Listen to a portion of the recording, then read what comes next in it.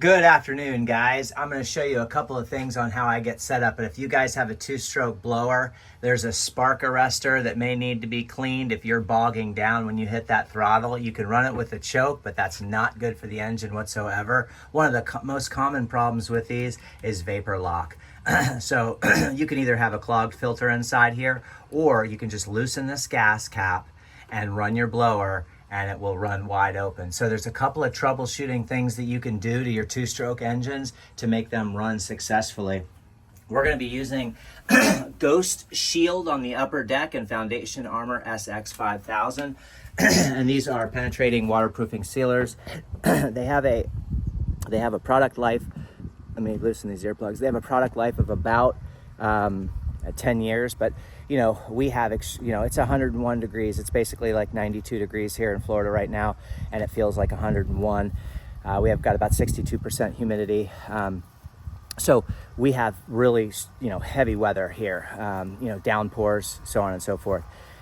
So we are going to be sealing this on a day where we have some, no rains coming in. Obviously, you want that to form a barrier in the substrate. You want it to bond deep inside. So yes, it dries in a couple of hours.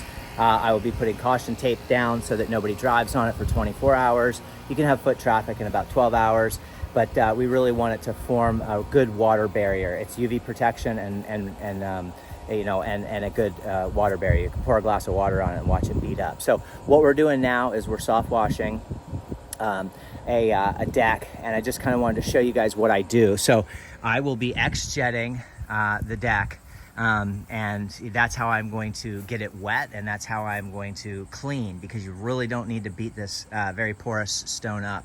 I've showed you what that looks like in the previous video. This is the soft washing machine that is going to be pumping up a solution, and that solution will really brighten up this limestone. This is a 26-foot ladder, and if you see here, what I've done is I've placed really nice towels that I can tie off around those rails. Do you see those blue towels? And that way we prevent any scratching that may occur up there. That's about 1,400 square feet of deck up there, and the tiles look exactly like this. So you can see what the tiles look like, and you have your standard, type of dirt and things like that up there. So just wanted to show you guys how we lay out so that you can get water up there and a cleaning ability to clean, and how we get solution up there. We don't need to soft wash like a 6% solution. A little greater than a 3% solution will be just fine.